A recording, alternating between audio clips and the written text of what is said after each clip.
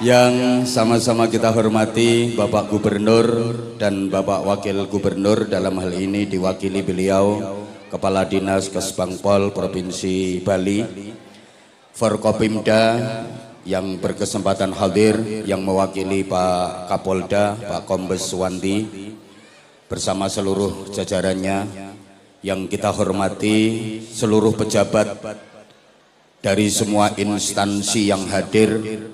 Tanpa mengurangi hormat, tidak bisa saya sebut satu persatu nama dan jabatannya. Ketua Umum Majelis Ulama Indonesia Provinsi Bali, Ketua MUI Kota Denpasar bersama seluruh staf, kemudian Ketua dan pengurus Basnas, kemudian seluruh pengurus Nahdlatul Ulama mulai tingkat wilayah, cabang, majelis wakil cabang, pengurus ranting, berikut kelembagaan dan banom-banomnya dari Muslimat, dari Fatayat, dari GB Ansor, kemudian Ketua Umum Masjid Al-Ihsan beserta seluruh pengurus dan ketakmirannya, panitia di backup keamanan dari TNI, Polri, saudara-saudara kita pecalang, sahabat-sahabat Banser, semuanya yang kita banggakan. Hadirin hadirat, bapak-bapak, ibu-ibu, saya ingat udah pernah ngaji di sini entah tahun berapa, mungkin ada yang ingat. Dan malam ini saya menjumpai saudara-saudara saya dalam keadaan sehat-sehat. Saya yakin yang hadir di sini semuanya orang-orang sehat. Buktinya nggak ada yang diimpus, nggak ada yang diangkut pakai ambulan. Ini tandanya sehat, alhamdulillah. Dan sehatnya disertai dengan afiat. Maka kalau diistilahkan menjadi sehat wal afiat. Sehat wal afiat itu bukan sehat biasa. Sehat wal afiat itu artinya sehat yang digunakan untuk kebaikan. Sehat yang digunakan untuk menjalankan taat. Sehat yang tidak dipakai berbuat jahat. Sehat yang tidak digunakan bermaksiat. Itu sehat wal afiat. Karena banyak orang yang sehat tapi tidak afiat. Artinya tubuhnya sehat, hobinya maksiat. Itu sehat yang tidak afiat. Badannya sehat, moralnya bejat. Tubuhnya sehat, perbuatannya jahat. Itu sehat yang tidak afiat. Dan setahu saya memang orang-orang yang suka bermaksiat, orang-orang yang suka berbuat jahat, itu kebanyakan ya orang-orang yang badannya sehat. Betul? Coba yang suka mabuk-mabukan, yang suka teler, itu kebanyakan orang-orang yang badannya sakit apa sehat? Sehat tapi tidak afiat. Yang suka nyuri, yang suka nyopet, yang suka jambret, yang suka nyolong, itu kebanyakan orang-orang yang tubuhnya sakit apa sehat? Sehat. Itu sehat yang tidak afiat. Yang suka menggunjing orang, yang suka ngomongin kejelekan orang, itu kebanyakan orang-orang yang badannya sakit apa sehat? Sehat. Ibu-ibu yang suka marah-marah nggak jelas, suka ngomel-ngomeli suami, itu kebanyakan ibu-ibu yang badannya sakit apa sehat? Sehat. Ini orangnya datang saya tahu. Pokok orangnya agak gemuk. Orangnya pakai jilbab warna coklat. Itu namanya sehat yang tidak afiat. Badannya sehat, moralnya bejat. Badannya sehat, perbuatannya jahat. badannya sehat, hobinya maksiat. Nah, alhamdulillah kita dikaruniai tubuh yang sehat dan kita tidak bermaksiat. Ini luar biasa, nikmat yang wajib kita syukuri. Sehat mau datang ngaji, sehat mau bersolawat, sehat mau silaturahim, sehat mau berzikir, sehat mau mendekat kepada Allah. Lah kalau orang lagi sakit dia mendekat kepada Allah, wajar. Emang bawaannya orang kalau lagi sakit suka mepet-mepet mendekat ke Allah, berdoa, berzikir, minta sembuh. Pantes saja emang lagi sakit. Begitu dikasih sakit langsung banyak zikir. Allah, ya Allah, astagfirullah, subhanallah, subhanallah, subhanallah. Padahal kalau lagi sehat suka berantem, kalau lagi sehat itu senengane gegeran, senengane nyelatu. Ada apa enggak? Ada. Pokoknya orangnya sekarang lagi kipas-kipas. Nah itu kipasnya langsung ditaruh itu, ya itu orangnya. Kalau sehat ndak mau rukun, kalau sehat bibirnya itu suka ngata-ngatain orang. Begitu sakit Allah, astagfirullah, subhanallah, subhanallah, itu orangnya lagi ketawa itu. Yang paling parah itu udah sakit nggak mau mendekat sama Allah, udah sakit masih aja jahat, udah sakit masih berbuat maksiat. Itu parah ya. Maka alhamdulillah kita dikaruniai tubuh yang sehat, kita tidak berbuat jahat, kita tidak melakukan maksiat, kita mau beribadah. Mudah-mudahan semua yang hadir senantiasa dikaruniai sehat walafiat, kemudian selalu dalam pertolongan dan bimbingan Allah untuk bisa ibadah dengan istiqomah. Amin Allahumma. Bapak, Ibu, adik-adik dan seluruh jamaah, karena malam ini temanya Isra Mi'raj, to the point saja sebab durasi waktunya hanya 25 menit. Jangan nyalahkan saya, salahkan MC-nya. Kan yang ngatur acara ini MC. Udah, yang ngerasa nggak ikut nyumbang tolong nggak usah cerewet. Dah diem.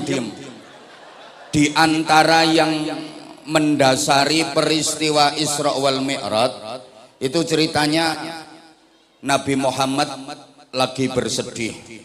Kenapa? Sebab ditinggal wafat oleh dua orang sentral, dua orang penting yang sangat besar jasanya dalam mendukung perjuangan Nabi Muhammad. Dua orang itu adalah pertama paman beliau yang bernama Abu Thalib, yang selalu memberikan pembelaan dan perlindungan ketika Nabi Muhammad dimusuhi oleh orang-orang kafir Quraisy. Setiap ada yang menentang Nabi Muhammad, Abu Thalib selalu tampil di depan. Jangan kau sentuh keponakanku Muhammad, hadapi pamannya. Nggak ada yang berani karena Abu Thalib adalah kepala suku Quraisy, suku yang paling dihormati, paling disegani, paling ditakuti di Arab. Kalau sekarang ya ketua umum partai pemenang pemilu. Lah iya.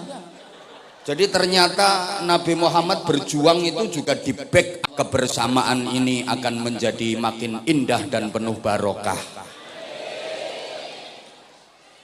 Abu Thalib yang selalu memberikan pembelaan kepada Nabi Muhammad wafat. Kemudian istri tercinta beliau Sayyidah Khadijah yang selalu mendampingi, yang selalu mensupport, menguatkan, mempertaruhkan waktu, tenaga, pikiran, harta benda, jiwa, raga, bahkan nyawa sekalipun demi perjuangan suami tercinta juga wafat. Sayyidah Khadijah itu saudagar kaya raya dan seluruh kekayaannya digunakan untuk membackup perjuangan Rasulullah. Duitnya Sayyidah Khadijah itu diriwayatkan 600.000 awak. Kalau dikuruskan rupiah kurang lebih 200 triliun rupiah. Bapak Ibu udah pernah lihat duit 200 triliun rupiah? Kok sampean? Lah yang sing makili gubernur mau ya durung tahu ngerti duit semono. Lah duit 200 triliun rupiah itu andaikan dibelikan dawet, Sanur ini banjir dawet 7 bulan itu nggak habis-habis. Semua digunakan untuk membackup perjuangan Rasulullah. Sayyidah Khadijah wafat, maka Rasulullah sedih. Loh, Nabi kok sedih? Nabi juga manusia, ditampakkan sifat basyariahnya agar bisa dicontoh oleh umatnya. Apa yang harus dilakukan ketika sedang bersedih, ketika sedang ada problem. Maka manusia itu bahasa Arabnya dalam redaksi Al-Quran itu ada 4. Artinya manusia semua, tapi esensinya berbeda-beda. Saya kalau ngomong esensi, Bapak Ibu paham? Nggak apa-apa, nggak paham. Dengerin aja, nanti paham. Saya sadar kok, yang saya hadapi ini orangnya ganteng-ganteng, cantik-cantik, tapi agak iya. 4 redaksi dalam Al-Quran yang semua artinya manusia, tapi konotasinya berbeda-beda. Apa meneh? Mau esensi, saiki konotasi. Pokoknya ditirukan, nanti sampean ngerti. Yang pertama, al-insan, ditirukan sama-sama. Contohnya dalam surah Al-Ashr, wal ashri innal insan. Bapak Ibu kalau lagi baca Al-Quran menemukan kalimat al-insan, itu artinya manusia dengan segala totalitas kemanusiaannya, manusia secara utuh, zahiran wa batinan, jasmani rohani, luar dalam. Yang kedua pakai redaksi an-nas, bareng. Contohnya qul a'udzu birabbin malikin ilahin dan seterusnya. Kalau pakai lafadz an-nas itu artinya manusia dengan karakteristiknya, manusia dari segi perilaku kehidupannya, moralnya, akhlaknya. Yang ketiga basyarun, bareng. Banyak itu dalam Al-Quran. Qul innama ana basyarum mislukum. Kalau pakai basyarun itu artinya manusia dari segi kurikulum desainnya. Understand? Gak ngerti ya wes, pokoknya yes. Manusia dari segi zahirnya. Basyar itu artinya kulit. Nah yang keempat pakai redaksi Bani Adam, bareng. Ya Bani Adam, kan banyak itu dalam Al-Quran. Kalau pakai Bani Adam itu artinya manusia dari bahwa di tanah sengketa nggak disusak polai tus ada ini ala Muhammad. Maka para jamaah yang saya hormati rahimakumullah, banyak peristiwa alam tapi solusinya ternyata solusi langit. Kalau terjadi gerhana, mau itu gerhana rembulan, gerhana matahari, Allah nggak memerintahkan ambil teleskop Hubble, adakan penelitian ilmiah tentang astronomi dan astrofisika. Nggak. Tapi ketika terjadi fenomena alam yang katanya peristiwa alam, gerhana matahari, gerhana rembulan, apa perintah Allah? Sholat. Berarti kan sandaran langit. Paham apa enggak ini ya? Kalau lagi ada musibah, kalau lagi ada bencana, kunut nazilah jangan ditinggalkan. Ada gunung meletus, dor. Itu apa? Ya kaget namanya tusuk. Masa gunung meletus cerit.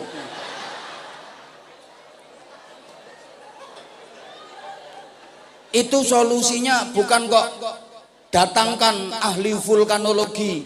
Saya itu penasaran, orang yang ahli vulkanologi, ahli tentang gunung, tak pikir keahliannya itu apa. Saya sempat penasaran, orang ahli vulkanologi itu bisa nggak nahan supaya gunung nggak jadi meletus. Misalnya gunung ini udah mau meletus terus ditahan supaya nggak jadi meletus, ternyata nggak bisa. Gimana supaya lahar nggak jadi keluar? Nggak bisa. Lah terus tugasnya apa? Ya cuma ngasih tahu, antisipasi kalau sewaktu-waktu gunungnya meletus. Oh berarti cuma nginceng tok. Nah, tukang nginceng ya akeh tunggale. Nah, kalau terjadi gempa bumi suruh kunut nazilah. Ada wabah penyakit, jangan lupa sandarannya Allah. Li khamsatun utfi biha harral waba.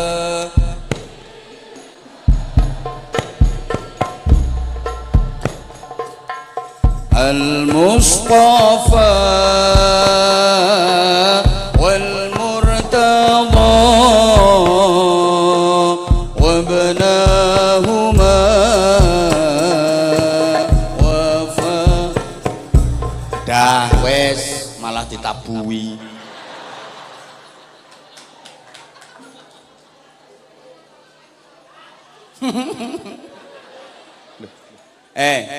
Dagang macet, usaha seret, coba sowan ke kiai, menghadap kiai, minta solusi, pasti dikasih solusi langit. Kalau pengen lancar rezekinya, sholat duha. Lu jangan dipikir apa hubungannya rezeki lancar sama sholat. Sholat itu cuma entul-entul, jendit-jendit, tuli-guli, endut-endut, gobek-gobek. Lah ini kita dagang itu pengen supaya lancar, rezeki supaya jalan, kok disuruh entul-entul, jendit-jendit, gulik-gulik, endut-endut, gobek-gobek.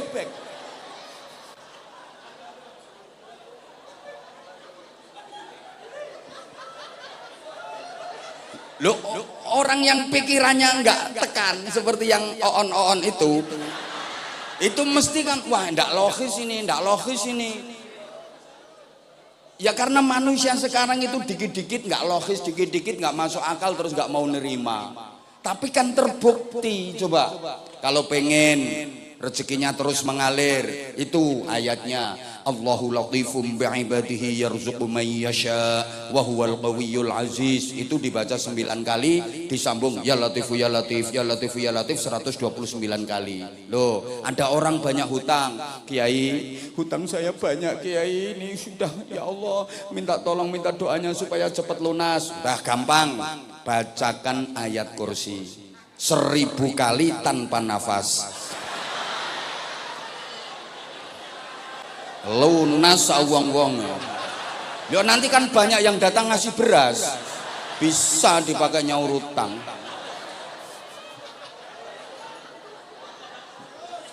Gitu kok. Lama nggak ada hujan, kemarau panjang, kekeringan, nggak kok disuruh bikin hujan buatan, ndak. Sholat istisqa, minta hujan kepada Allah. Ini solusinya solusi langit. Kekeringan, lama nggak ada hujan, lo perintahnya sholat.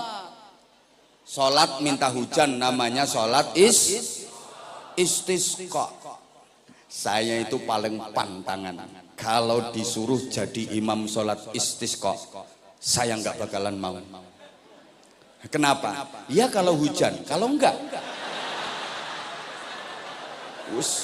dianggap gak mandi, sepi tamu saya. Itu makanya saya kalau diminta untuk jadi imam sholat istisqa, saya nggak pernah mau. Nggak, yang lain aja. Sholat id oke. Pokoknya sholat istisqa saya paling pantangan. Ya takutnya saya yang jadi imam terus ya kan pasti masyarakatnya langsung menjustifikasi, oh gak mandi gitu. Ya karena masyarakat kita itu seperti itu, masyarakat kita gitu loh. Misalnya ya, daerah sini kekeringan lama nggak ada hujan, akhirnya sholat istisqa yang jadi imam ketua umum MUI ini wongnya. Nah, ketua MUI. Nah itu. Ya wes stop. Ya makanya tak bikin contoh. Soalnya Bojonegoro tetangga saya. Loh, ya udah top, dia alim, dia pinter.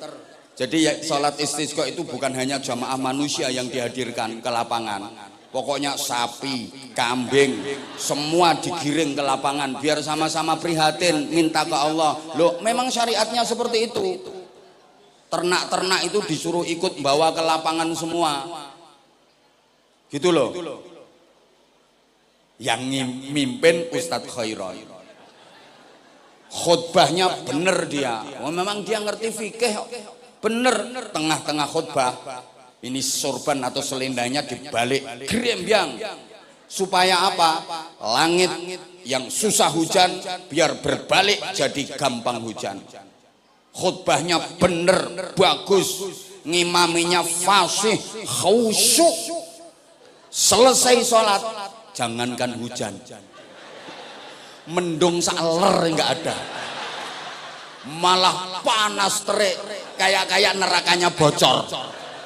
Lah ini orang sesanur sedenpasar semua ngomong ketua MUI gak mandi.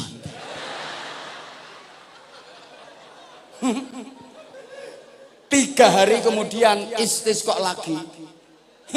Yang khutbah dan jadi imam banser. Wis toh. Ya karena ketua MUI gak mandi. 3 hari berikutnya istisqa lagi, yang khutbah dan jadi imam banser. Salat, assalamualaikum warahmatullah, assalamualaikum warahmatullah. Beres, hujan deres. Apa komennya masyarakat? Tiba mandi banser timbang Ustadz Khairon. Padahal hujan lebat itu bukan hasil istisqanya banser. Itu ya hasil istisqa yang diimami ketua MUI. Cuman aja sama Allah 3 hari kemudian baru diturunkan. Yo ketepaan banser ngimami. Yo bejone banser. Gitu loh.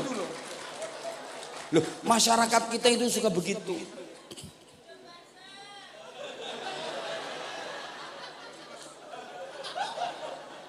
Saya sering ngalami kejadian seperti itu Bapak Ibu.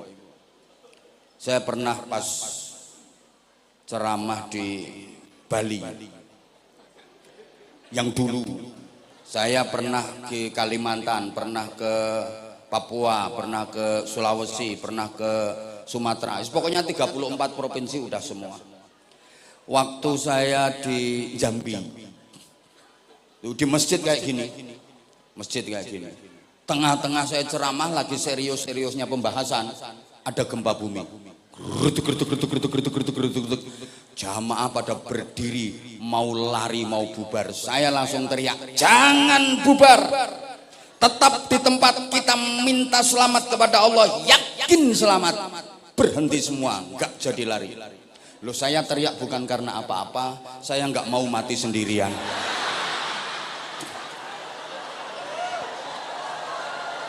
Lu enak pada mau lari semua. Ya mati ayo bareng-bareng aku gitu. Lah saya mau lari duluan, malu saya. Ustadz kok takut sama gempa. Tak suruh berhenti, stop, berhenti semua. Kita sama-sama berdoa, minta keselamatan kepada Allah. Tak jak maca basmalah, tak jak maca Fatihah. Selesai baca Fatihah, tenang. Lanjut ceramahnya. Persis kemarin, baru seminggu yang lalu di Taiwan. Ini lumayan viral itu, bisa dicari di TikTok. Abah Anza di Taiwan disambut gempa. Nah emang kemarin di Taiwan, baru minggu yang lalu, tanggal 28, saya di Taiwan. 3 hari, kemudian geser mulai 30, 31, 1 dan 2, 4 hari di Hong Kong. Siapa ngomong nyapom rono? Astagfirullahaladzim. Kok iso ngapain ke sana aja? Saya kalau ke luar negeri, Hong Kong, Taiwan, Malaysia, Brunei, Korea itu ngarit di sana. Lambe nek lecek ya ngono. Iso ngapain ke sana? Orang kita yang kerjaannya udah kayak gini, tugasnya tiap hari kok ngapain ke sana? Yang menyapa saudara-saudara kita yang di sana. Itu malah unik. Saya landing bandara itu jam 8 malam. Terus langsung menuju ke lokasi sebelum istirahat ke hotel. Itu ramah tamah dulu sama panitia, sama pengurus PCI, pengurus cabang istimewa NU di Taiwan sana, sama teman-teman. Ya kurang lebih ada 150-an orang. Di ruangan kayak gini lantai 3. Saya sambutan itu belum 5 menit. Jamaah pada berdiri semua. Jangan takut, Allah bersama kita. La tahzan, innallaha ma'ana. Aku ngono aku. Ya sama. Lah mereka kan tahu lokasi sana, tahu lingkungan saya. Lah saya nggak tahu. Lah mereka kalau lari turun kan yang mesti menyelamatkan diri sendiri tuh, nggak mungkin ngurusi saya. Golek mati ya bareng-bareng aku gitu. Berhenti semua sampai istri saya itu mau turun tak pegang tangannya, harap nyanti aku. Mati ya bareng kok aku. Saking takutnya dia itu mau turun tak pegang tangannya, mau kemana? Aku ngomong. Pas malah Fatihah lep. Tenang, alhamdulillah. Lu gini orang masih nggak percaya sama kekuatan doa. Pernah saya di daerah Mojokerto. Lu saya ini ngomong bukan asal ngomong, boleh gampang. Ini menurut saya. Kenapa kepedean nggak ada tenda? Bukan cuma jamaah, panggung utama itu lo nggak pakai tenda, los langit. Astagfirullahaladzim. Ya sama, kurang lebih saya ceramah itu baru 20 menitan. Hujan deras. Ya jamaah mau bubar wong enggak ada tenda, enggak ada apa. Ya jurusku bengok itu. Jangan bubar. Yakin dibikin terang sama Allah, yang menurunkan hujan Allah, yang menjadikan hujan reda terang Allah. Dongo. Tak jak maca Fatihah, ayat kursi, An-Nas, Tabat. Selesai doa seterang. Alhamdulillah. Yo saya sekarang itu kalau ngaji ke daerah sana, pegel nyuwuk saya. Lah kan terkenal doa saya mandi. Saya baru turun dari mobil semua udah pada bawa botol air mineral. Bah, doanya bah mohon berkahnya bah anak saya nakal bah biar dagangan saya laris bah. Kentekan nabab saya. Nah, jalan itu sambil tengah-tengah ngaji hujan deres, jamaah mau bubar tak suruh berhenti. Tak jak baca Fatihah. Loh tadi MC-nya itu pesennya 25 menit. Loh bu, siapa ngomong? Samanku gak nyumbang jokakan cangkem. Maaf, izin ya, bahasa Jawa Timuran. Kasar, metu. Maaf ya, cangkem itu kalau di daerah saya biasa. Di sini kan keri, soalnya sini halus, sini kan cocot. Jadi gini, anyel lah. Peristiwa alam solusinya solusi langit. Maka ibadah paling utama itu sholat. Intinya sholat itu sujud. Sujud itu kan sampean ketika sujud itu berbisik ke bumi. Ibu, bapak kalau lagi sujud kan berbisik ke bumi. Kok kayak gak paham toh? Waktu sampean menjungkel, menyosop itu loh. Itu sampean kan bisik-bisik ke bumi. Apa yang dibaca? Sup. Sup. Sup. Emek sap sup. Lah kan bisik-bisik itu. Sup. Sup. Sup. Ternyata bisikanmu ke bumi itu menggetarkan langit. Makanya kalau baca nggak usah kenceng-kenceng. Subhana rabbiyal a'la wa bihamdi, jebol nanti langitnya. Bisikanmu itu ternyata menggetarkan langit.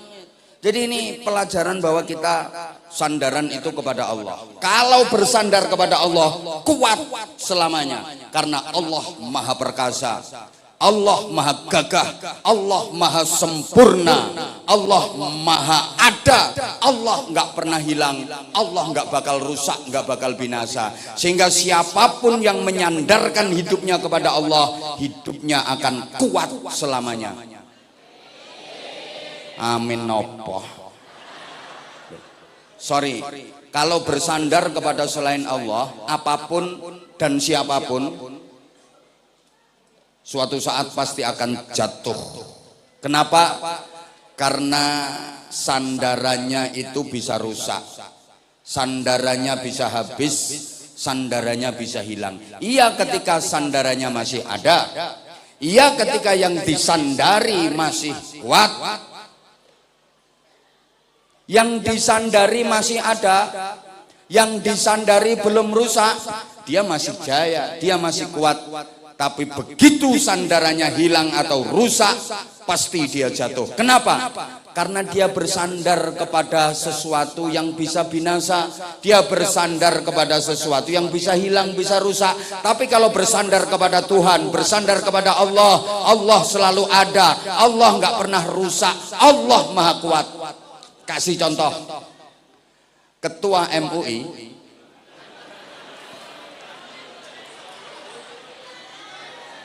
loh, yang kenal saya dia kok. Tuh, Ustadz Khairon. Lihat itu.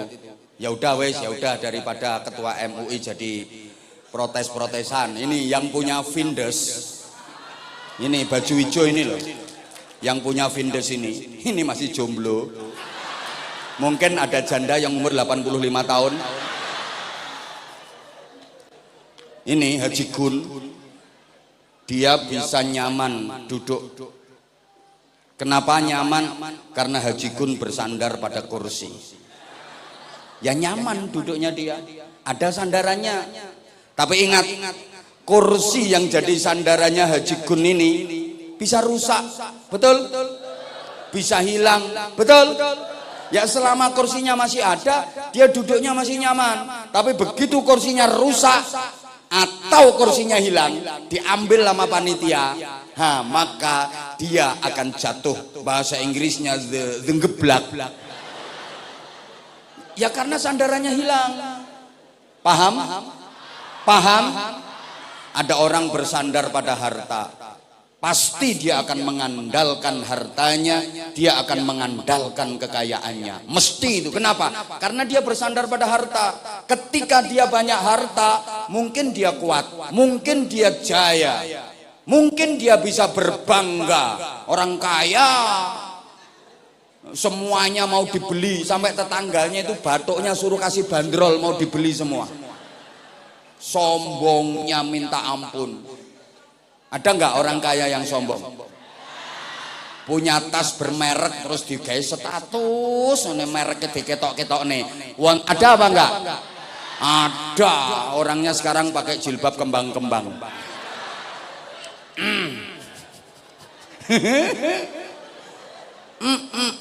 Yang selama dia masih punya harta, dia masih bisa menggaya. Begitu hartanya habis, begitu dia jatuh kismin. Ya, kismin itu di bawahnya miskin. Ya ketika dia masih banyak harta, ketika dia masih kaya, masih kuat, masih gagah.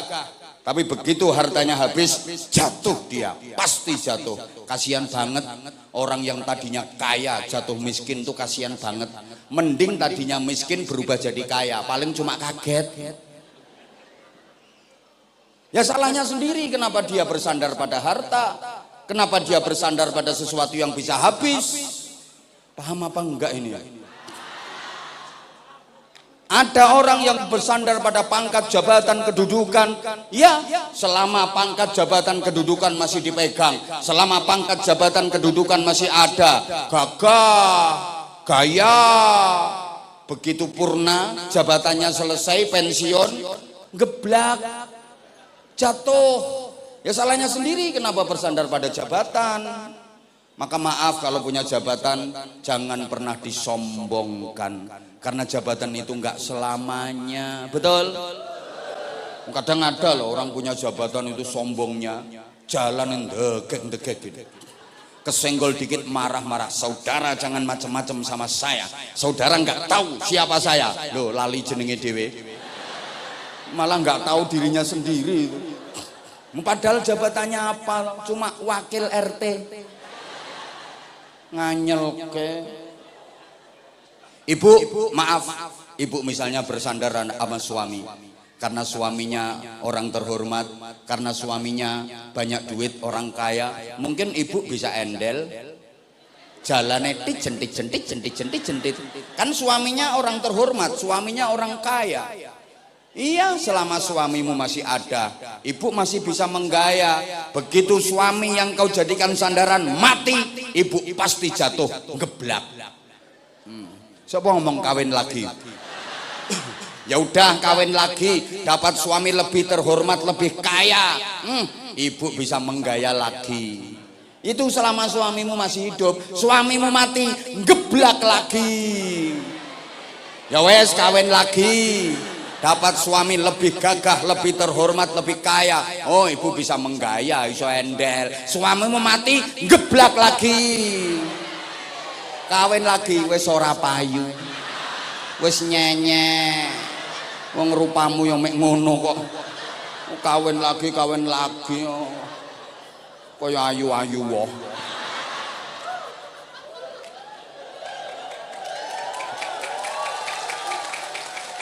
Tapi kalau bersandarnya kepada Allah, kuat selamanya, nggak bakal bisa jatuh, karena Allah maha gagah, maha perkasa, dan Allah selalu ada. Allah nggak pernah hilang. Allahumma sholli ala Muhammad.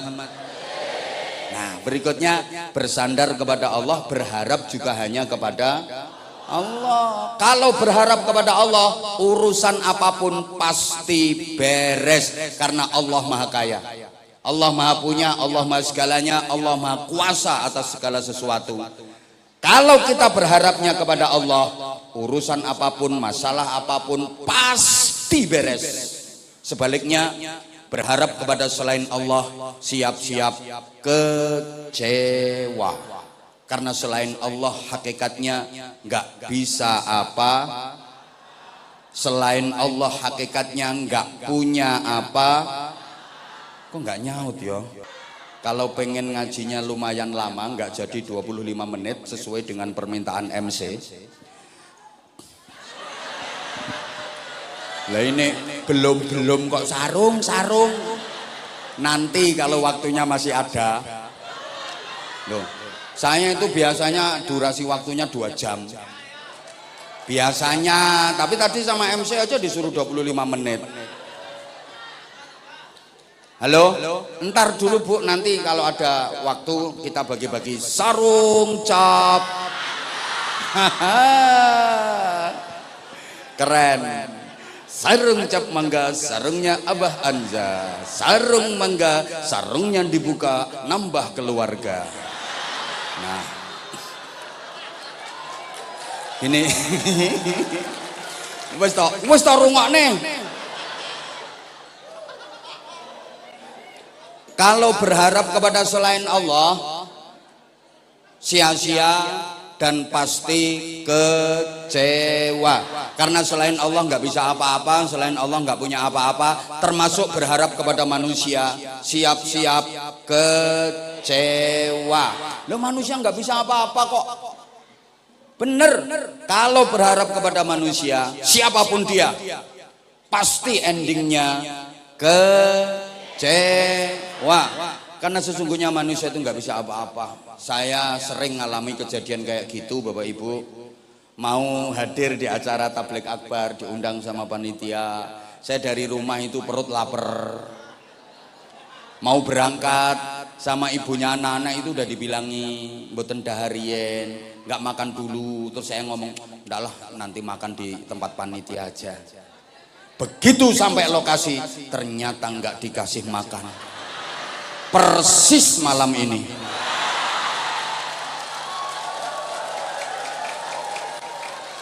Izin ketua umum. Nah, ini tadi saya dari tempat istirahat itu ndak makan. Kalau nggak percaya, tanya sama Pak Haji Umar mana makhluknya.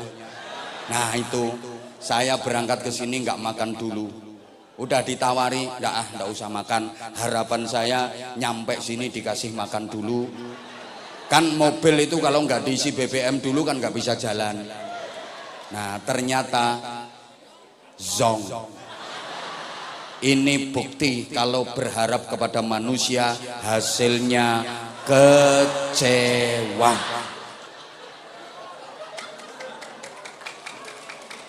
Maka malam ini meskipun dihadiri oleh yang mewakili Pak Gubernur dan Pak Wakil Gubernur, di sampingnya juga ada Komisaris Besar Polisi Suwandi, saya juga nggak berharap dapat tambahan. Karena saya tahu kalau berharap kepada manusia hasilnya mending nggak usah berharap, tapi diam-diam ngasih tambahan. Itu mending gitu. Ya masuk lah, kalau nggak masuk nggak mungkin laris. Dan maaf, saya ini penceramah lama, udah 20 tahun lebih. Saya ngaji ke Bali itu mungkin mulai tahun 2012 apa 2013 udah masuk wilayah Bali sampai sekarang 2026 loh kan, udah berapa tahun itu, 20 tahun lebih lah iya udah belasan tahun. Dan sekarang bermunculan penceramah baru, sehingga sempat pesimis saya, paling jamaahnya nggak banyak, warga muslim yang di Bali udah pada bosen sama saya, makanya tadi sempat pesimis saya. Jujur sih, sempat khawatir kamu berpaling ke lain hati. Tapi begitu melihat jamaah yang datang mulai semalam terus malam ini, aku yakin ternyata kamu masih tetap sayang sama aku. Nggak nyangka kalau sampai hari ini kamu tetap setia sama aku. Boleh bermunculan penceramah baru, tapi Abah Anza tetap di hati kamu. Aku kalau ngeliat kayak gini, aku makin sayang sama kamu. I love you semuanya. Tolong yang tua nggak usah ikut-ikutan. Ini khusus untuk yang muda-muda. Gue tuwek melok-melok kadung kumat asam urate kepluntir ra iso balik. Wong aku itu ngajak yang muda kok malah yang tuan duluin ngene. Gila nih ya.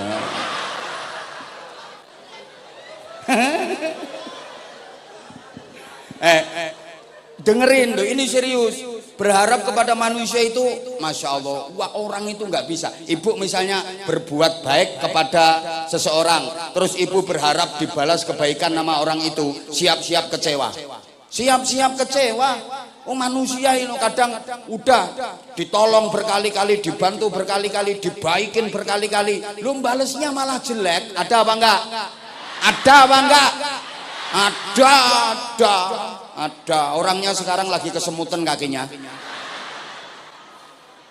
Mau diapii bolak-balik balesnya lo elek. Itu kalau berharap kepada manusia, siap-siap kecewa.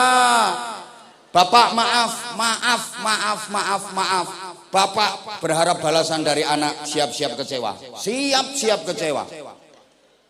Bapak mengeluarkan duit biaya pendidikan anak mulai kecil, tingkat pos PAUD playgroup sampai tingkat dasar, sampai tingkat tinggi, udah seluruhnya biaya dari Bapak Ibu, semuanya. Anak kuliah tuntas, sarjana lengkap, titeler renteng-renteng, Prof, DRS, DRIR, namanya panjang banget. Heru Purwocaraka Sastramijaya Rangga Kumala Dipa Kusuma Kala Bawana Nata Bata Lima Mangkurandawa Uda. Tanpa busana cetha wela-wela gedene sak klopo-klopo. Belakang masih ada MSI, MHI, MPDI, MMMH, terakhir BH. Dah. Terus Bapak Ibu berharap supaya duit yang dipakai biaya pendidikan anak itu dibalas, dikembalikan, mesti kecewa. Gak mungkin. Betul? Betul? Nah, ada guru ngajar muridnya, berarti guru kan ngasih ilmu ke muridnya. Terus guru berharap dapat balasan ilmu dari muridnya, mesti kecewa. Gak mungkin murid bisa ngajar gurunya. Saya ngasih ceramah jamaah ribuan kayak gini, terus saya berharap balasan dari jamaah. Gak mungkin. Lewat jamaah on.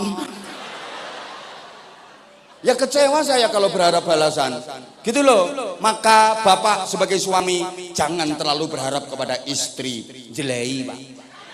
Ibu dipandang malah lebih cantik pembantu. Dijak omong adep-adepan abape. Gaya kaulah harapanku bel gedes. Ya salah sendiri berharap kepada manusia. Woi. Hasilnya pasti jujur sebagai suami saya sering dikecewakan istri. Mengecewakan lebih sering lagi. Nah, pokoknya kalau berharap kepada manusia siap-siap kecewa. Manusia nggak bisa apa-apa kok.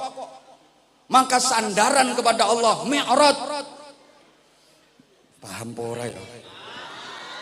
Paham apa enggak ini? Iya belum, aku tahu. Kamu tuh terlanjur sayang sama aku. GR kok ditunggu nih bar maghrib. Mulai habis maghrib udah ngapling tempat. Aku harus di depan, aku pengen deket sama dia. Ada pesen nama panitia. Pokoknya aku harus tampil di depan.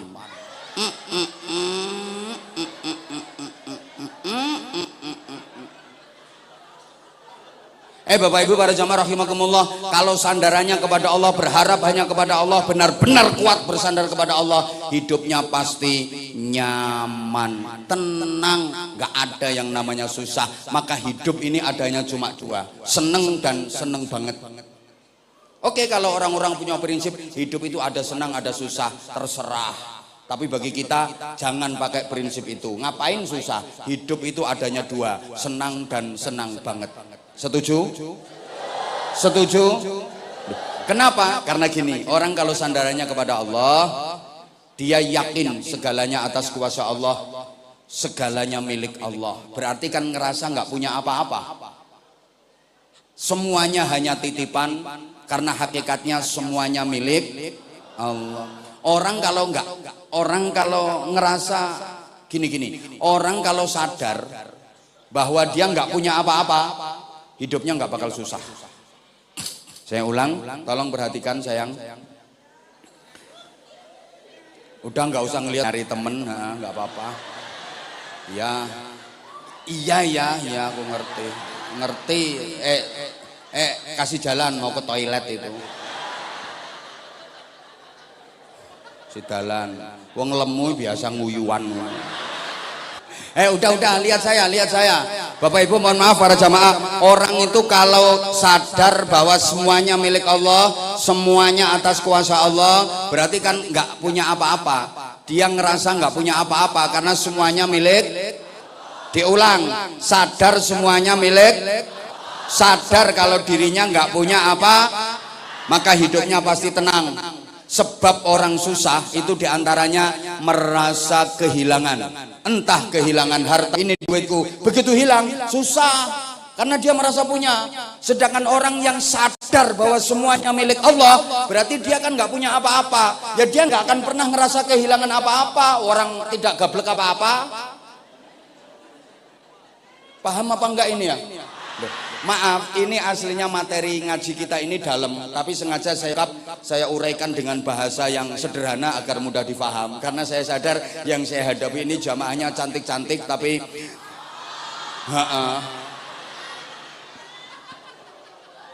loh, ceramah yang mahal yang model kayak gini.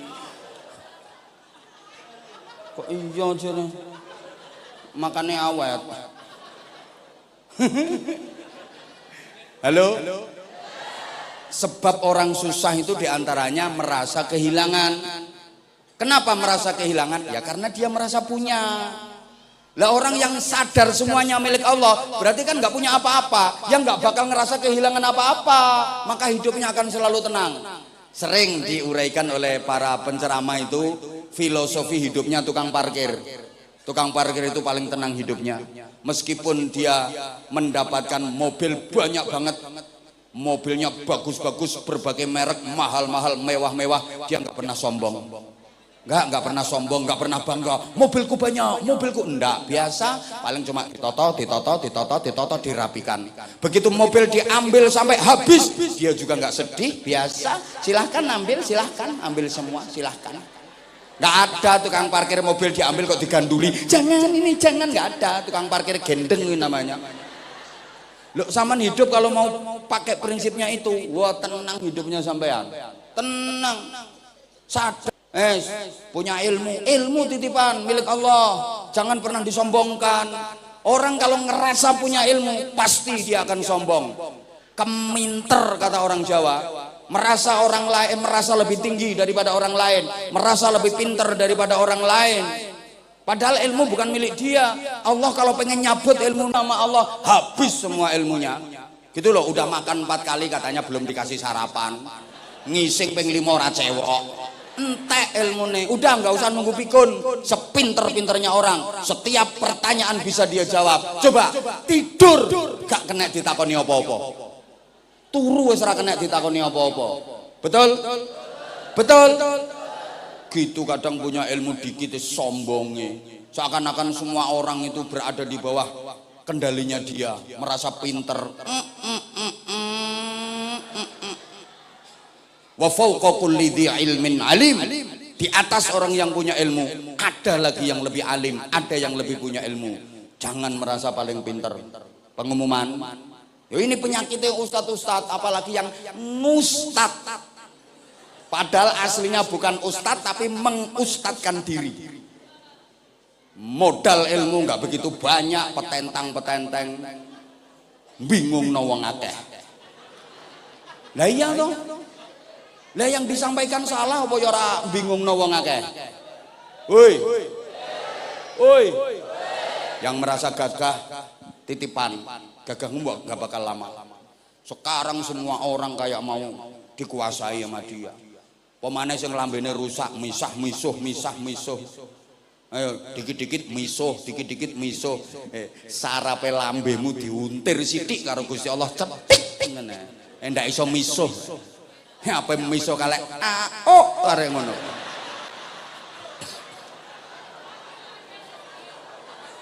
Anyel aku. Coba yang merasa gagah, berapa lama sih gagahmu? Berapa lama? Ya masih muda. Lari 10 km kuat, begitu tua nyeret. Betul? Kemudian kena stroke berat yang melaku mas kering. Ngene ngono kuwi. Loh saya sekarang muda masih bengok-bengok. Nanti jangankan bengok-bengok, saya bersin aja untuk merotoli dewe-dewe. Ayo itu yang perempuan yang ngerasa cantik, apalagi yang sok cantik, bahasa Inggrisnya the kemayu, jentat-jentit, celemar-celemer. Iya sekarang pipimu ginyur-ginyur, mindur-mindur, dodomu mentek-mentek. Ya masih muda, onderdilnya masih kuat, baut-bautnya masih kuat.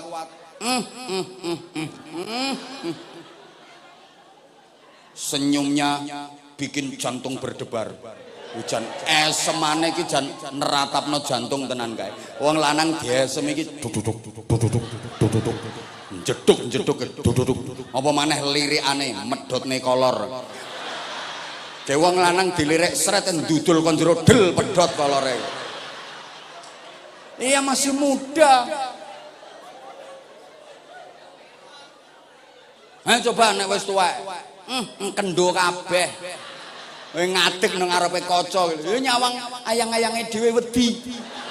Iso lari ketakutan kok dipikir dalam cermin ada mak lampirnya. Lah wis kendo kabeh. Pipi ompong, pipinya kempong, giginya ompong. Coba dodo kari tenger tok ngono. Ngelembreh kabeh. Dinggoni BH mbrosot, BH dikencengi anjlok. Angkel aku ngene iki wis. Lah itu orang-orang yang suka kentir mengandalkan apa itu? Lah. Iya belum iya. Kalau pengen lama gampang, rumahmu mana? Nanti aku mampir situ tak ceritani dhewe tekan subuh piye. Orang ngerti sekarang itu hitungannya per menit, saudara.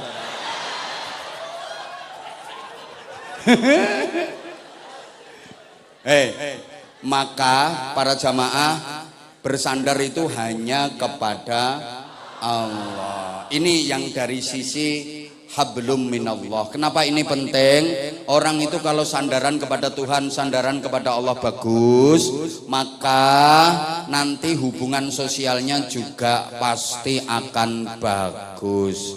Ini diantara hikmah Rasulullah sebelum dimi'rajkan naik ke langit tingkat 7, terus naik Sidratul Muntaha, terus naik Mustawa, naik Qaba Qausain Rafraful Akhdar, Arsy.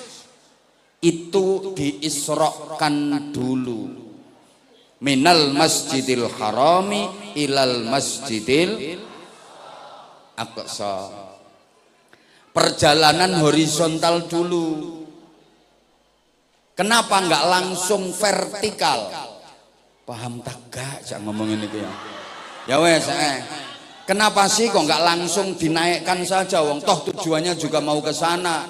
Kok nggak langsung naik ke Sidratul Muntaha, minal Masjidil Haram ila Sidratil Muntaha? Nggak langsung aja dari Masjidil Haram naik ke Sidratil Muntaha. Kok pakai perjalanan darat horizontal menyamping minal Masjidil Haram Makkah ilal Masjidil Aqsa Baitul Maqdis? Ini pelajaran berharga buat kita bahwa Islam itu bukan hanya vertikalitas, tapi Islam juga horizontalitas. Bukan hanya agama ketuhanan, tapi juga agama kemanusiaan. Bukan hanya ritual, tapi juga sosial. Allahumma sholli ala Muhammad. Makanya kalau Bapak Ibu jeli, semua ibadah ritual itu pasti mengandung nilai sosial. Dan semua ibadah sosial tujuannya adalah menguatkan ritual. Allahumma sholli ala Muhammad. Tolong diperhatikan ya, tolong diperhatikan. Tak kasih contoh simpel, sederhana saja. Semua ibadah ritual yang hubungan dengan Allah itu pasti ada nilai sosialnya yang manfaat untuk sesama manusia. Salat itu ritual hubungan dengan Allah. Apa nilai sosialnya? Tanha anil fahsya'i wal mungkar. Orang kalau sholatnya bagus, maka perbuatan keji, perbuatan mungkar, perbuatan jahat hilang. Berarti manfaat baik dengan siapapun. Understand? Paham enggak ini? Zakat itu ibadah ritual, ibadah mahdhah, pasti ada nilai sosialnya. Kalau mendapatkan kenikmatan jangan dimakan sendiri, jangan dirasakan sendiri, bagi-bagi. Puasa itu ritual hubungan dengan Allah. Mana nilai sosialnya? Orang berpuasa itu merasa haus, lapar, letih, lelah, capek, menderita. Nilai sosial yang didapat apa? Punya empati, punya kepekaan sosial yang tinggi. Akhirnya bisa merasakan derita orang lain. Sehingga suka menolong, pengen membantu. Kan ngerasa, oh kayak gini ya rasanya orang kelaparan. Seperti ini ya rasanya jadi orang miskin. Understand? Ya Allah, sedikit lagi Bapak Ibu, jangan pulang sebelum doa. Sayang, mulai nunggu habis maghrib, belum doa udah pulang. Sayang, ini tinggal sebentar, paling tinggal 5 menit lagi. Kan maksimal jam 11 itu udah mentok, enggak boleh melanggar. Kita harus taat aturan. Nggih, ini ada yang lebih penting. Nggih. Sebentar, iyo. Nyeleh lambemu dulu, nyeleh lambemu dulu. Jangan nanyel tenan kok kae. Sebentar, kita nggak boleh melebihi jam 11. Nggak boleh. Kita harus patuh aturan. Ini saya belum sempat menyampaikan yang nasionalisme kebangsaan. Ketua umum kapan-kapan ngundang lagi. Ini ya kalau nggak percaya cobalah kalau mau mendatangkan penceramah survei dulu ke jamaah, apa istilahnya, voting, minta yang dihadirkan siapa, insya Allah saya tetap ranking atas. Marketing ini enggak diundang ke sini yo nyari tempat lain. Wong ndonyobo kok bingung. Ibadah sosial itu semuanya untuk menguatkan ritual. Sehingga gini, orang itu jangan cuman urusan sama Tuhan saja baik, tapi dengan sesama manusia buruk. Nggak cukup. Dengan manusia baik, dengan Tuhan buruk. Nggak cukup. Yang nggak cukup itu kan namanya merugikan orang. Gini loh, tolong telusinya itu dikembalikan kepada hal yang manfaat kepada manusia. Puasa itu urusan dengan Tuhan, betul? Sampai pahalanya aja rahasia, privasi. Malaikat nggak tahu pahalanya, Nabi nggak tahu pahalanya. Tapi misalnya sekarang ada orang udah tua banget nggak kuat puasa, loh ini gantinya bukan kok istighosah, gantinya bukan zikir, tapi fidyah. Fidyah berarti beras dibagikan ke orang, dimakan, manfaat untuk manusia. Gantinya puasa kalau nggak mampu beras, paham? Haji urusan sama Allah. Tapi misalnya ada orang haji, dia sedang berihram, melanggar salah satu larangan ihram, ini tebusannya nggak disuruh khataman Quran, nggak disuruh zikiran, tapi dam berarti motong kambing, dagingnya dibagi-bagi, dimakan manusia, manfaat untuk manusia, understand? Sampai puasa itu pahalanya luar biasa, tapi pahala puasa nggak akan diturunkan. Mu'allaqun bainas sama'i wal ard hatta tu'ta zakatul fitr. Sampai dibayar zakat fitrah, berarti beras dikasih ke manusia. Orang haji itu urusan dengan Allah, tapi kalau biayanya dolim kepada manusia nggak bakal diterima sama Allah. Man hajja bi haramin aw min haram. Siapa yang berhaji pakai duit haram, duit hasil judi, duit hasil renten, macam-macam dipakai haji, idza qala labbaik Allahumma labbaik fa ajaballahu lahu la labbaik laka wala sa'daik.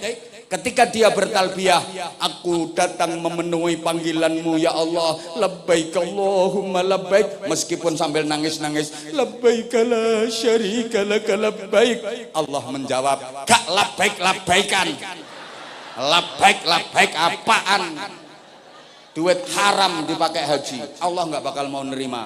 Maka ada orang haji pakai duit hasil korupsi. Awalnya lancar-lancar saja, tapi biayanya kan hasil korupsi, zalim kepada manusia. Awalnya lancar-lancar saja. Begitu ritual lempar jumroh, itu simbol ngelempar setan. Ada masalah besar. Apa itu? Batu yang dipakai ngelempar itu terus balik. Padahal udah dibacakan Bismillahi Allahu Akbar, dilempar kencang, cetak, batunya kembali. Ambil lagi, lempar lagi, Bismillahi Allahu Akbar, cetak, kembali terus. Dia penasaran, akhirnya batu diambil, dipegang, dilihat, ternyata ada tulisannya, maaf, sesama setan dilarang saling lempar. Lah sama-sama setannya kok lempar-lemparan. Ya karena zalim kepada manusia. Nah ini waktunya udah sangat tidak memungkinkan. Sekarang ayo adik-adik ada nggak yang mau tampil? Misalnya ada yang satu punya keahlian di bidang tilawah. Oke itu mas satu sini, satu adik. Oke satu sini. Nah itu satunya cewek. Nah sini. Ayo satunya cowok. Sebentar kamu nggak dipanggil. Sebentar duduk dulu. Lah nanti kalau dituruti lah anak wong sanur munggah kabeh. Nanti kalau ada waktu, cepet sayang, waktunya kita terbatas. Mas operator mohon disiapkan mic kalau bisa yang wireless mas, mohon disiapkan. Ayo micnya MC sini. Saman wis selesai tugasnya, tinggal nutup tok. Dah duduk aja, ndak usah ikut-ikut. Ini majelis sekarang saya penguasanya. Izin bapak. Izin sebentar dan izin sebentar. Nah, naik sini sayang, naik sini. Dok, cantik sini. Nah, kamu sini, duduk dulu di sini. Tolong kasih jalan ibu. Nah, adiknya kasih jalan, nggih. Nah, kamu pegang mic-nya. Kalau pegang mic, deketkan terus ke mulut. Kalau ditanya sama Abah, jawabnya harus kenceng. Oke? Nah, kamu duduk sini. Nah, duduk dulu. Duduk dulu sayang. Duduk dulu biar nggak capek. Ayo, ucapkan salam dulu ke jamaah. Yuk. Assalamualaikum warahmatullahi wabarakatuh. Waalaikumsalam warahmatullahi wabarakatuh. Mic-nya di sini terus, nggak usah ke bawah mic-nya. Sini terus, dekatkan ke mulut biar ngomongnya cepet. Kamu namanya siapa? Burhan. Burhan. Sekolahnya kelas berapa? 6. Di SD apa di MI? MI. Kalau udah lulus MI pengen masuk ke pesantren apa enggak? Insya Allah. Kok insya Allah cita-citanya melanjutkan sekolah kemana? Insya Allah pondok pesantren. Insya Allah pondok pesantren, keren. Kamu cita-citanya apa? Kalau udah gede nanti pengen jadi apa? Polisi, tentara, dokter? Dokter. Hah? Dokter. Ya udah dokter gini, kamu itu laki-laki yang tegap. Kok dokter? Bahaya, tegap. Laki-laki itu yang gagah, tegap. Ini apa ini di sakumu ada kreseknya ini? Ini apa ini? Apa ini? Buat naruh sandal. Hah? Buat naruh sandal. Buat naruh sandal. Mana sandalnya? Ya pakai mic. Sandalnya di mana? Ada di sana. Oh, jadi ki nggo tempat sandal. Tak pikir apa montol-montol tiba-tiba plastik kresek. Lu siapa panggilannya siapa? Burhan. Burhan pernah ikut lomba apa? Mic-nya itu taruh di sini, Nak. Di bawah udah ada mic-nya sendiri. Sini aja mic-nya. Udah. Burhan pernah ikut lomba apa, Nak? Pidato. Pernah ikut lomba pidato? Bener. Tingkat apa? Tingkat desa, tingkat kecamatan, tingkat kabupaten? TPQ. Tingkat TPQ. Berapa TPQ itu pesertanya? Banyak. Burhan dapat juara berapa? Harapan 1. Harapan 1. Insya Allah nanti juara 1 beneran. Amin. Yang ngajari pidato siapa? Gak ada. Nggak ada. Belajar sendiri. Emang bisa kamu? Nggak ada gurunya? Ada. Nah, ya kan ada. Gimana tuh ini? Kamu kesini sama siapa? Datang ke sini sama siapa? Ibu. Sama ibu. Ayahnya ikut nggak? Enggak. Kemana ayahnya? Di rumah. Ngapain di rumah nggak ikut ke sini? Nggak tahu. Oh, ayahmu turunan. Nah, sekarang berarti kamu mau pidato? Mau tampil apa? Salawat. Solawat. Suaramu serak gitu kok mau solawat. Emang enak suaramu? Solawat apa? Ini pemalu ini anak ini. Mau ngacung. Kamu mau tampil solawat apa coba? Ya asikon. Ya asikon. Ayo coba. Yang kenceng. Suruh solawat kok nun. Oh, kamu mau nurul jamani badan. Mau itu. Enggak usah ditabui. Saya pengen murni, natural dulu. Pengen natural dulu. Ayo mulai. Lu kok mudah rendah nadanya? Nadanya kok jadi rendah? Tadi udah bagus tinggi nadanya. Ayo diulang. 1, 2, 3.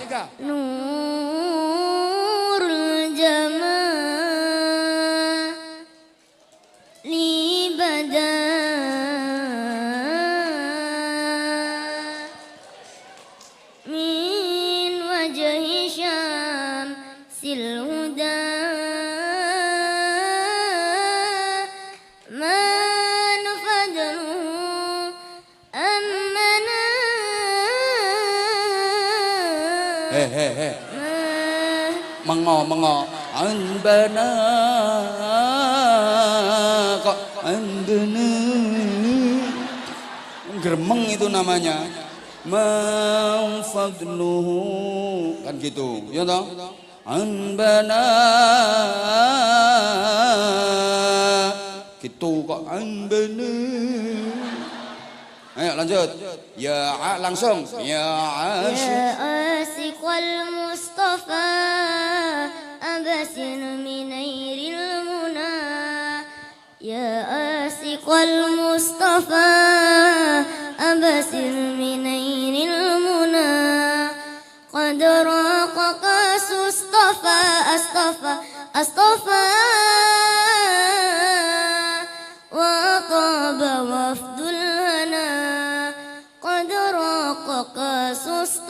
Udah, cukup tepuk tangan, udah. Keren. Terus semangat, kamu belajar nanti pesantren bisa jadi dokter kamu, oke? Oke, nah, sholat minta hujan, namanya sholat apa? Istisqa. Istisqa berarti dengerin ngaji, nggak kayak kayak lemu kayak. Top, nih kasih sarung.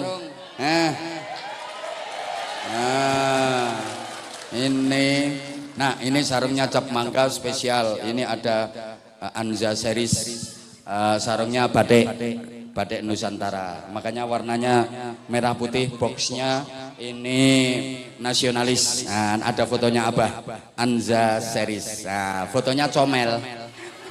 Maksud, ayo kata-kata sarung mangga, ayo bareng. Sarung mangga, sarungnya Abah Anza. Terus, mana sarung mangga, anti suwek, ayo. Sarungnya dipakai, mangganya diemplok, ayo. Sarung mangga, ayo nggak tak kasih duit nanti. Sarung mangga, ayo. Sarung mangga, sarungnya dibuka, mangganya diemplok. Sarungnya dibuka, manggane diemplok. Sak pelok-pelok Nah kene tak kasih duit kene. Ya kamu biasanya kalau berangkat sekolah dikasih duit berapa? Kalau berangkat sekolah biasanya 5.000. 5.000. Ya udah tak kasih untuk 10 hari. Berarti kan 50. Nah. Susu seket. Enggak bawa. Ya udah tak tambahi.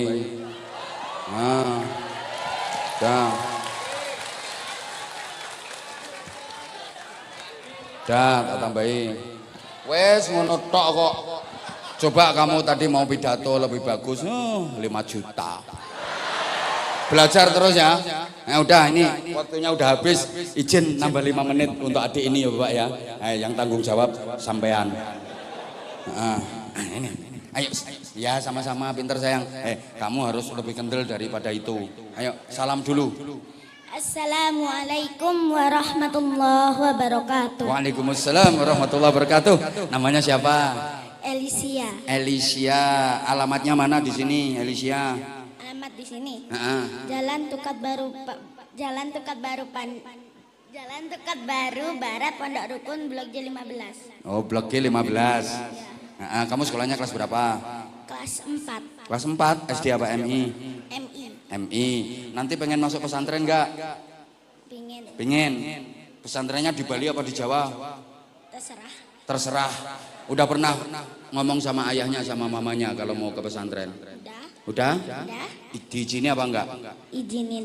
Yang izinin ayah apa mama? Dua-duanya. Bener? Kamu cita-citanya apa? Jadi Ustazah Daiyah. Jadi Ustazah Daiyah. Tepuk tangan. Keren. Udah pernah ikut lomba Pildacil? Udah. Bener? Di mana lombanya? Ya di mana-mana. Di mana-mana. Wah, aku malah eling lagu nih Bang Haji. Di mana-mana. Keren. Udah berapa kali dapat juara? Enggak tahu. Pernah dapat juara enggak? Pernah. Juara berapa? Banyak. Loh, kok banyak? Kamu pernah dapat juara 1, 2, 3, juara berapa?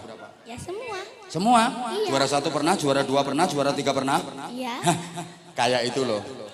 Ketua MUI tahu namanya Ustadz Khairon. Itu yang pakai rompi. Itu pernah juara 2 lomba dai tingkat provinsi. Tapi pesertanya cuma 2. Itu orangnya. Berarti kamu sekarang mau tampil daiyah? Ya. Bener, judulnya apa? Berbakti kepada kedua orang tua. Berbakti kepada kedua orang tua. Yang ngajari siapa? Ayah. Ayah. Emang ayahmu bisa dai, bisa pidato ayahmu? Enggak tahu. Ayo coba tes, mulai.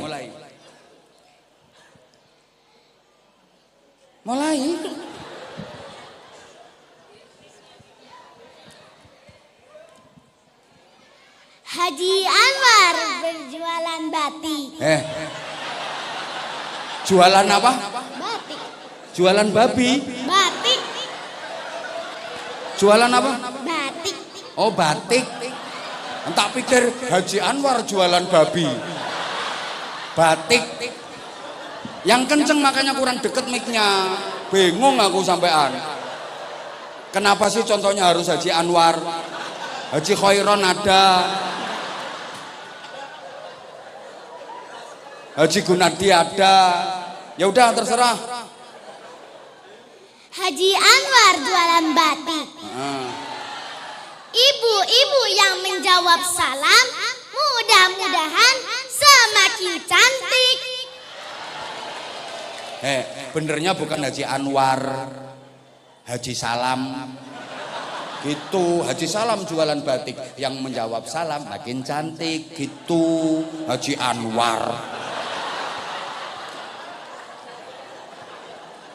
Nah kalau Haji Anwar jualan batik, yang keluar minta disuntik. Nah itu pantunnya begitu.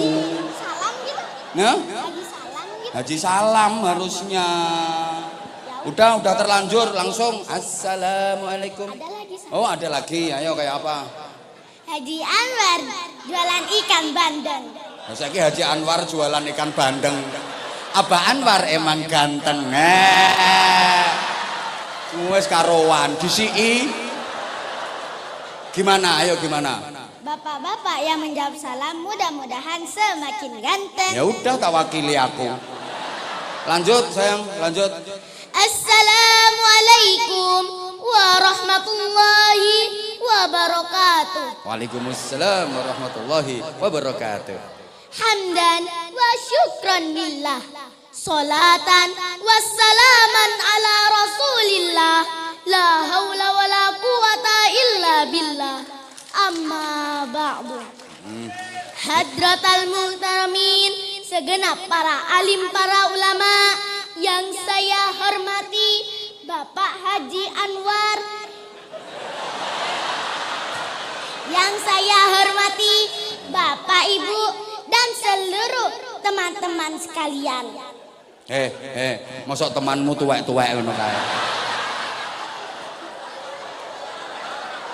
Lanjut. Pada kesempatan ini, Alicia mau bertausiah singkat yang berjudul. Yo singkat aja, nek panjang nyaingi saya. Nanti kalau panjang nyaingi saya malah dibagi dua nanti. Singkat, waktunya harus mepet kok. Berbakti kepada kedua orang tua.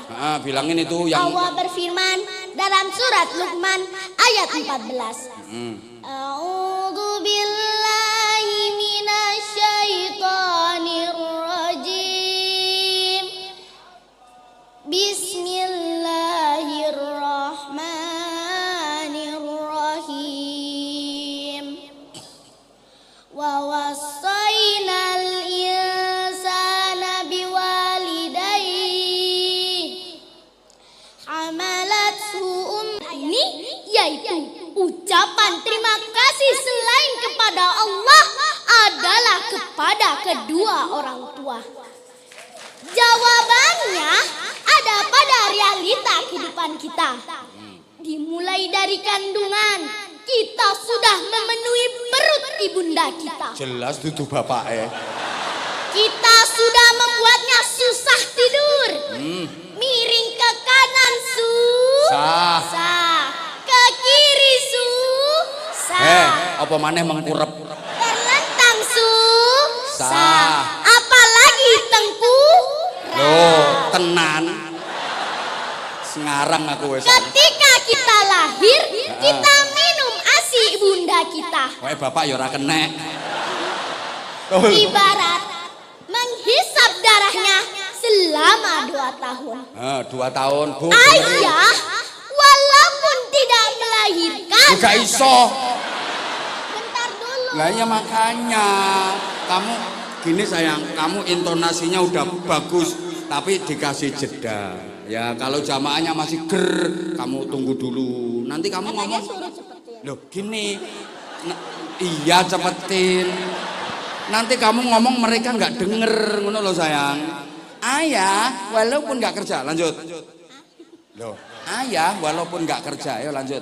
Ayah, Ayah ini kesana hadapnya ayah. Ayah, walaupun tidak melahirkan, tidak menyusui, tapi jasanya adalah mencari nafkah.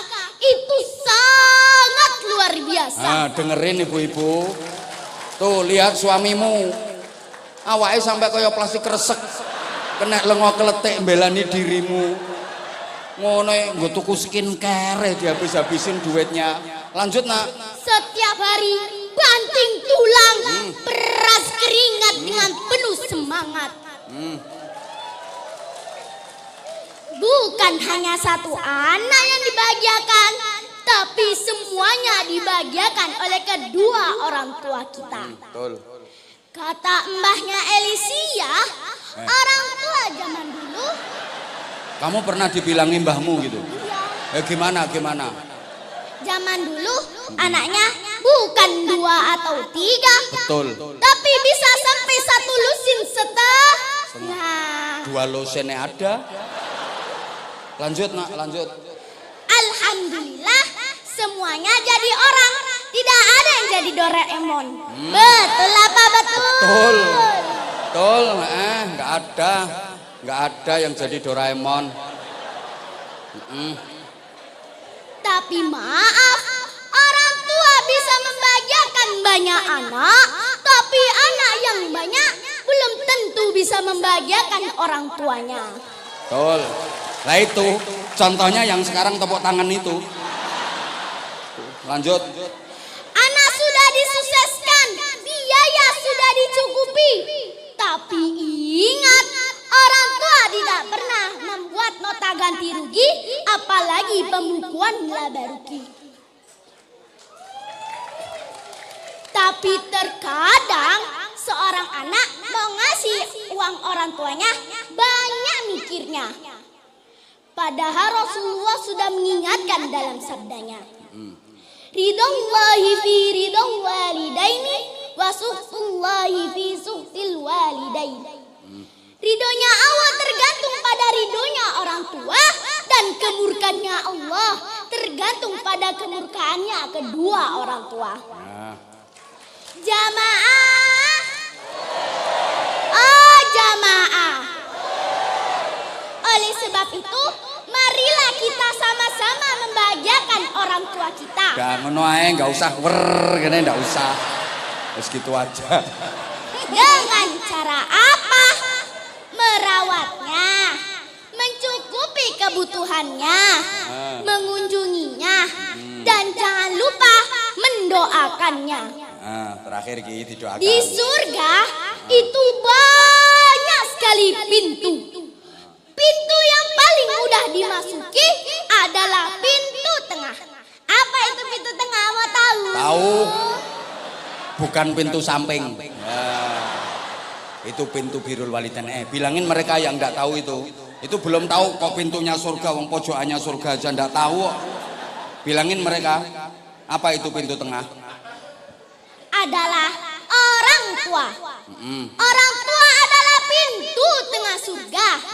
Kalian bisa sia-siakan pintu itu atau kalian bisa menjaganya.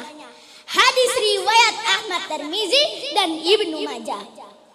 Kalau kita ingin masuk surga tingkat VIP, surga Firdaus, maka marilah kita sama-sama membahagiakan orang tua kita.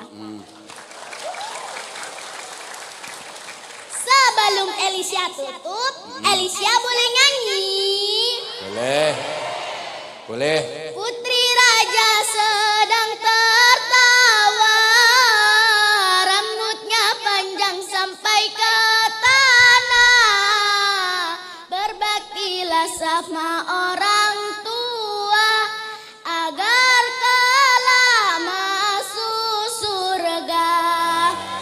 Dari rengat barat dapatkan ubi, enak dimakan sambil dipandang. Jadilah anak yang berbakti, Allah sayang, orang tua senang. Keren. Ayo penutupan. Unjur mangkola, wala tandur mangkola. Lihat apa yang disampaikan, jangan lihat siapa yang menyampaikan. Ya melihat kok. Siapa yang menyampaikan ya dilihat. Nanti hantu nanti nggak kelihatan. Ya tetap dilihat. Keren ini Bapak. Ini insya Allah bentar.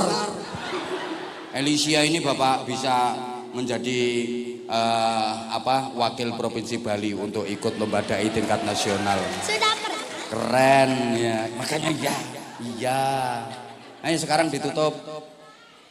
Assalamualaikum warahmatullahi wabarakatuh. Waalaikumsalam warahmatullahi wabarakatuh. Aplaus sekali lagi. Nah, seneng saya kalau ketemu anak-anak yang kayak gini, gak kayak anakmu. Ini anak punya potensi keren. Terus support, titip ke mamanya, ke ayahnya, potensi yang ada di anak ini yuk kita kembangkan. Iki cara dikirim neng aku ya top anak ini. Dah kamu sekarang tak kasih tugas salim mulai dari sana sampai sebelah sana. Salim saja, cium tangan. Nanti ya, dari sana diurut. Nanti kalau dapat duit ya rezekimu. Kalau nggak dapat nggak apa-apa, aku tanggung jawab. Oke? Hah? Ya janji lah, janji. Pokoknya diurut dari sana, seret, ajak salim semua. Yang depan aja, yang belakang nggak punya duit kok. Nah, saya udah tahu, diurut dari sana, seret sampai ke sana. Oke? Jalan, urut. Ayo nanti siapno duitnya. Ayo ketua MUI orang ngekei kenemenen. Nah,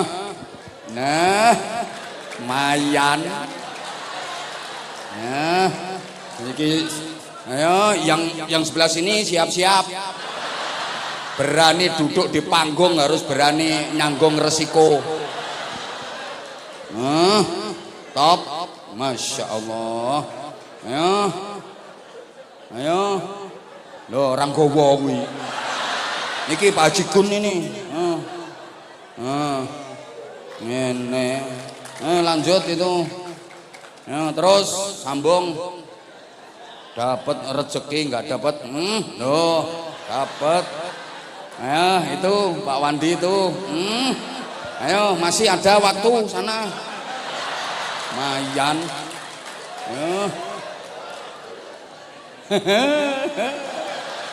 Ayo, lah, lanjut. Ayo terus itu. Ayo pinggir dhewe. Nah, iku koncoku yo ora ngekeki tak amuk. Itu teman saya itu. Nah, apa? Mana lagi? Udah. Sekarang ini yang pakai baju seragam muslimat. 1, 2, 3, 4 sampai sebelah sana. Udah ini tok. Yang sana nggak ada duitnya. Ayo jalan. Ini. Ayo. Nah, masya Allah. Barokah ini uang pembinaan. Uang pembinaan ini barokah. Nah, terus lanjut. Nah, terus sampingnya itu banyak duitnya itu. Itu loh yang pakai jilbab udeng-udeng itu.